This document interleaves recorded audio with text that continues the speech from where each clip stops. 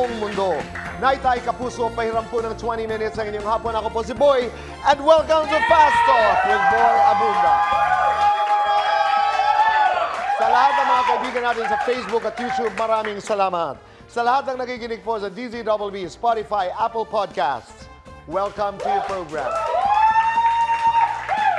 Happy birthday, Mr. Vincent Del Rosario Viva Films. At ngayong araw po na ito ay ang birth anniversary ng dakilang Fernando Poe Jr. Maraming salamat. Kwentuhan po ang inyong matutunghayan ngayong hapon dahil ang ating bisita ay isa sa pinakamainit at pinakamahusay, pinakagwapo, pinakamayaman na mang-aawit at producer ng kanyang henerasyon. Naitay Kapuso, please welcome ang ating kaibigan, Kian Cipriano. Magandang hapon. Magandang hapon at maraming salamat sa iyong pagdalaw dito sa ating Salamat din. programa. Salamat sa'yo dito. Thank you. Thank you. Happy to see you. I want to go back to 2005. Okay. Nag-back out ka sa Starstruck. Mabilisan nga lang, balikan natin yun dahil sa Kalalili. What happened? Ang nangyari dyan, parang yan, nag-audition ako sa Starstruck, tapos nakapasok dun sa parang, yung papakita na sa TV. Okay. Parang yung meron ng camera pagising mo na parang, oy, may camera na, parang ganon. Tapos nung time na yun, nagbabanda na kasi ako, Tito Boy. So parang sinabi ko dun sa mom ko, kasi yung mommy ko talaga gusto niya ako mag-artista ever since. Tapos para ako, hindi, mami, ako parang gusto ko magbanda. Paninindigan ko to, ito yung gusto kong gawin, mag-music. Though alam ko namang wala rin naman ako alam kung saan pupunta or ano. Pero, ayun, naintindihan ng... Pinili mo yun? Pinili ko siya, dinesisyon But how ako do you siya. pronounce talaga the band? Is it Kalalili? Kalalili. Kalalili. Kalalili. Ang pagka-pronounce namin. Nakuha ko yung Tito Boy sa Pateros. Tinapay na may leche flan.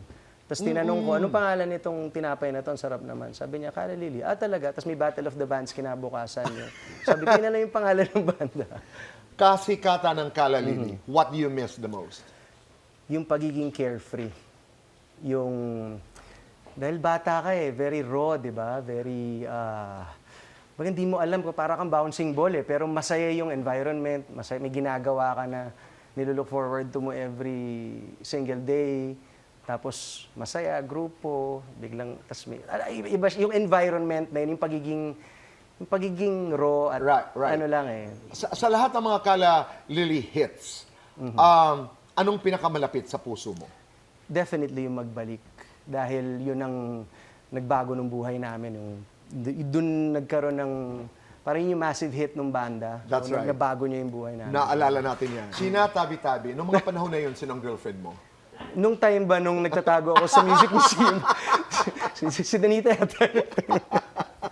Oo nga. Pero mga... Those were Kasi happy trivia times. lang si Tito Boy, minamanage niya si Danita before na... We're talking about Danita Panel. So, nagtatago ako kay Tito Boy sa likod ng Music Museum. Makikita ako Pero ng manager. nagkakasalubong pa rin kami doon sa likod. Oo.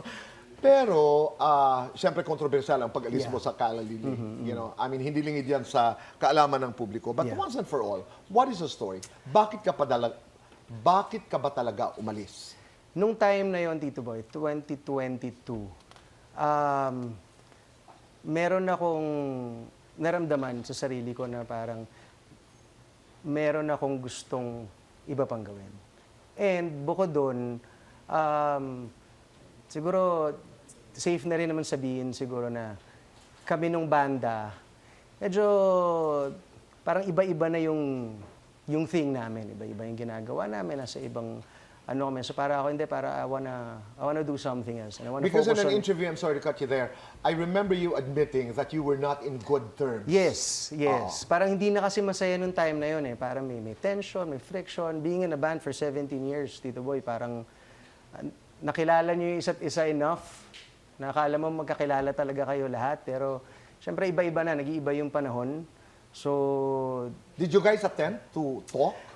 Yun nga yung naging parang unfortunate for me, na kesa na pag-usapan siya ng closed door at bilang magkakabanda, ang nangyari ay bigla na nagkaroon ng social media circus. Okay. And syempre, I feel bad na ganun dahil pwede naman tayo mag-usap-usap di ba? Parang, dahil nga nandun na, parang naging komplikado na siya, Tito. Today, as we talk, kumusta kayo? I think we are civil in terms of, though I haven't seen them, no?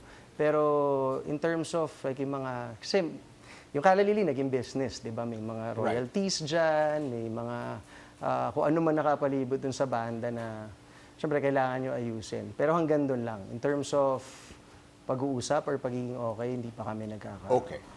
At ang sumunod nun, you and Sheena built and formed OC Records. Yes, 2018. Dito 2018, Boy. di ba? Which is both recording company talent and management and a talent and publishing. management company. Bakit kayo napunta doon? Ano yan dito, Boy? Para nung time na si Unique signed with us, with me actually, na i-manage siya, naghanap kami ng record company na pwede naming puntahan para dun sa music niya. Tapos, sakto naman, kasi nga, ganda ng music ni Unique so parang isip namin, saan kaya tayo pupunta na bagay, di ba? Hanggang sa nakausap namin sila Boss Vic, reach out sila, and then parang, tara, meeting tayo, usap tayo, let's explore. So, nag-usap kami nila Boss Vic, bigla niyang in-offer na gusto niya gawa tayo ng record company. Tapos, tara, tingnan natin kung ano contribute natin doon sa industriya. So, parang kami naman, after a series of meetings and nabuo namin yung record company. That's how it started. Yes. How challenging was it? Gaano kahirap ang magkaroon ng, kasi hindi lang, no, talent management house ito, tapos recording company. How difficult was it? Nung time, lalo na nagsisimula kami dito, Boy. Dahil Paano? nga, bago pa kami, parang may pakiramdam ka na, siniseryoso ba tayo nung iba? Or parang... New player ka. New player ka di ba? Pero ang mas struggle siguro is yung pag nakikita mo yung potential ng isang artist. At dahil nagra-ride ka sa dream sila di ba? Parang kasama ka dun sa journey na yun Ang struggle sa akin is yung kapag nagkakaroon ng pagkakataon na hindi na nagkikita eye to eye. Which is easier to handle? Pag sumisikat ang isang artista mo o yung hindi nakaka-break into the market? Magkaiba yun dito, Boy. Magkaiba. Pero kasi ang artist na nagsisimula at artist na nakaka-establish at may nararating, parehas lang ng legwork As in, parehas lang siya ng... Magkaiba lang ng demands, magkaiba ng positioning. Pero ano siya parang... Ano nga yun, napag-uusapan din na minsan kapag may nangyari sa artist na maganda, syempre, ito, may credit na, hindi, amin lang to, parang ganun. Pero pag may hindi pa nakakaupak na artist, ang may problema rin yung nag-handle, parang ganun. So I think Nasanay na kayo ni China dyan? Nasasanay na, no? Pero kasi syempre... Masakit man pakinggan, pero nasasanay, no? Nasasanay. Kasi parang yun ata talaga yung business model dito, Boy. Parang... Oo. But as managers kayo ni China, are you personal? Are you family? Hindi ko masabi yung family. In terms sa artists ba to, Tito Boy? Sa artists, Parang dahil naniniwala ako na yung pamilya mo ay yung pamilya mo. Okay, alright. Diba? So, But you know what I mean? Yes. Very very brotherly and si China, very caring and pero iba-iba kasi bawat tao, Tito Boy. Minsan parang gusto mo na, dahil nakikita mo yung potential nung artist, gusto mo syempreng tulungan na maabot yung maximum potential. At saka iba ang demands ng bawat artista, ibang personalidad. Now I realize that when you started to talk about it. Pero sa ating mga managers, dumadating, dumadaan, nag-hello, nag-goodbye. Okay, pag-usapan natin, because when you set up OC Records, mabilisan lang ito. Bakit umalis si Unique sa inyo? Si Unique tapos na yung contract sa amin. Ano yun, maayos yung namin with Unique. Walang kontrobersiya ito. Wala, maayos And yun nga, nung time na yun, alam ko rin na kung hanggang dito yung journey natin dun sa artist, then okay din kasi may nagawa kaming ano yan? maganda. Pag halimbawa si Nick, when the contract ended, merong formal na pagpapaalam? Yes. Okay. Maayos, very, and natutuwa ako na nakikita ko siya ngayon with his band, Four of Spades, na namamayagpag at ginagawa at masaya sila. Masaya ako doon. Dahil Are you friends? You've Yes, remained yes, friends. yes. Arthur Neri. Si Arthur naman, yun, honest to goodness, may tension. Nagkaroon kami, we didn't see eye to eye. And then, dahil partner ko si Boss Vic, di ba, usap kami ni Boss Vic na, we had a deal na, sige, i-hand over ko sa'yo yung artist since partners naman tayo dito. May tension, pero ito'y naayos ba? No. I don't think so. Parang ako, ano na lang yun, Tito Boy. Kasama siya dun sa mundo ng pagiging manager sa isang artist. But in terms of like personal, with anybody, I wish everyone well. Wala akong... Alright. Naging maingay na naman ang OC Records dahil itong kontrobersiya ng pag-alis ng isa sa mga artists mo, MRLD, ito'y medyo na-exacerbate dahil social media umikot ang balitang that's the ito. thing, Tito Boy. Because when she posted that she deserved more than 5%. To be exact, more than 5% royalty of the songs she wrote and she co-produced. Dito nag-umpisa yung mga allegations of exploitative cuts ng mga managers, ginagatasan, which is not the first time actually used to describe a manager. Ginagatasan ng OC Records ang kanilang mga artists. Your side of the story. Tito Boy, alam na, Tito, isa ka sa nilook up ko na manager. At alam naman natin na yung business model ng industriya na to, hindi siya ganun kasimple. Kumbaga marami siyang facets lalo na sa music business. That's why it's called the music business because hindi siya tatakbo ng yung music lang na wala yung business. Hindi na tatakbo yung business nang wala yung music. So, dun sa sinasabi about like yung percentage ng The royalties, 5%. ng 5% royalties. Bukod sa, yung business model ng industriya, alam ko na bawat artist may kanya-kanyang leverage. Bawat artist merong kanya-kanyang diskarte kung paano mo ilalagay yung sarili mo sa maayos na posisyon. Diba? And yun siguro hindi naiintindihan ng industry, yung mga Dito ko tao lang, sa industriya. ito, para mas maintindihan natin. Itong 5% sa royalty. Royalties. Ano ang ibig sabihin ng royalties? So royalties is for the OSR, the original sound recording. Okay. So para lang mabilis na ma-explain ko lang. Okay. So the OSR, yung royalties sa OSR, let's say magkaroon na hit, meron mabubuksan na 80-70% na kikitain mo sa mga shows mo.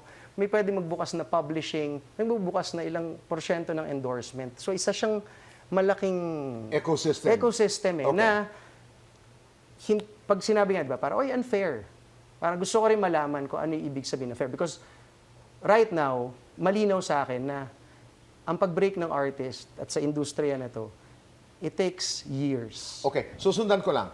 5% royalties. Pero pag nagkaroon ng booking, halimbawa, ng isang gig, ang isang artist, at nag-perform ng mga kanta, 5% ba No, ang definitely komisyon? not. The That's management exactly just it. gets 20 to 30%. 20 to usually, 30%, 70 to 80% ang napupunta doon sa artista. Yeah. Pag nagkaroon ng endorsement as a byproduct doon ng hit na yon, hindi naman 5% Hindi, at 95%. Tito Boy, hindi. So dapat yun ang klaro. Yes. Gaano ka kapikon nung nabasa mo ang lahat ng ito na sinasabing ini-exploit mo si MRLD? Well, nakaka-hurt siya dahil parang ako, Tito Boy, artist ako At nung tinayo namin yung record company, malinaw sa amin ng asawa ko yun na dahil artist tayo, bigyan natin like art, bukod sa creative freedom, di ba? At least man lang ma-explain natin kung paano magiging professional yung career mo. And again, babalik ka sa potential. Ngayon na sinasabi na parang, na-exploit yung ganito, ganyan. May nakikita kayo na isang side ng storya. And Tito Boy, I'm not the type of person na makikipagsabayan sa whole social media drama. Kung may problema, kung may concerns, kung may negotiation, anything, punta ka sa opisina, usap tayo. Kesa nakalagay siya doon at... But you realize that this is an attack on your credibility as a manager. And maraming salamat sa iyong pagtitiwala sa atin at dito ka nagsasalita at ipinagtatanggol naman Of course, ang karapatan ng iyong opisina. China, napapagod na? Well, I think so. Oo. May ganun din siya kasi nga parang, syempre, ang intensyon namin maayos lang naman palagi, Okay. Tito Boy. Lalo na meron kang isang pelikula kung saan wala raw katigil-tigil ang pakikipaghalikan mo kay Angel Aquino. Music video, Sandali yes. lamang, hindi pelikula, music video. Ano ba ang kwento dito? Nagalit ba sa'yo si China? Nagpaalam ka ba? Gaano ba kalala ang kissing scene na ito? Ang kasagutan. Sa pagbabalik po ng Fast Talk with Boy Abunda.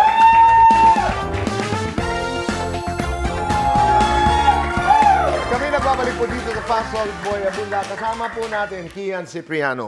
Bago natin ipagpatuloy ang ating pag-uusap tungkol sa mga kontrata, let's do Fast Talk. Okay. Mabilisan lamang. Sige. Kian, face card, sex appeal. Sex appeal. Maangas, maamo. Maangas. Magaling, madiskarte. Madiskarte. Kian the artist, Kian the boss. Kian the artist. Singer, songwriter. Songwriter. Artist, manager. Artist. Frontman, family man. Family man. Talent, definitely. attitude.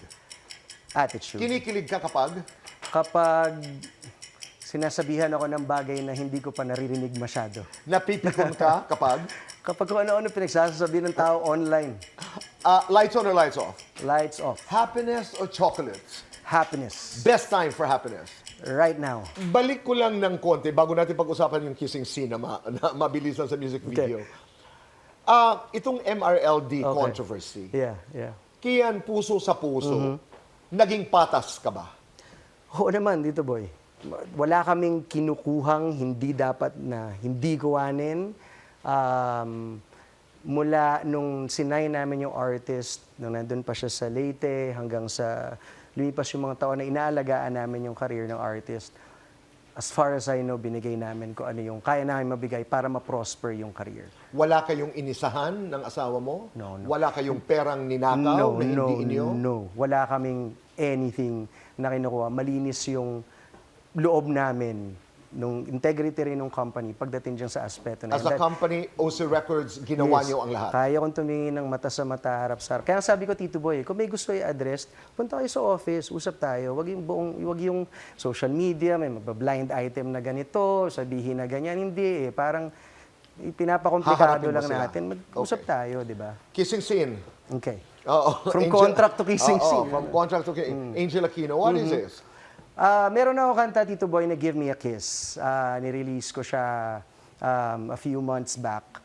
Tapos, dahil nga Give Me a Kiss yung title ng song, yung director had this idea na parang ano siya, ibang kwento siya ng intimacy na nilang dalawa. Tapos may, ano to, okay lang ba? Merong parang kissing scene, na may make-out scene, So ganyan. doon nangyari yung mga kiss ng kiss ng Yes. kiss. So, nung nagka-cast kami, si China suggested, ba't hindi kaya si Angel since nagkasama na kayo sa senior high and komportable kayo. Yun lang Para pala ako, yun. sige. Okay. Kung nais Of nating course. mapanood, ang Give Me a Kiss, panoorin ho natin. Tito Boy, gusto magpasalamat kay Angel sa pagpapaunlak doon sa... Hi, Angel. Kian, maraming salamat. Maraming salamat. Tito. Maraming salamat.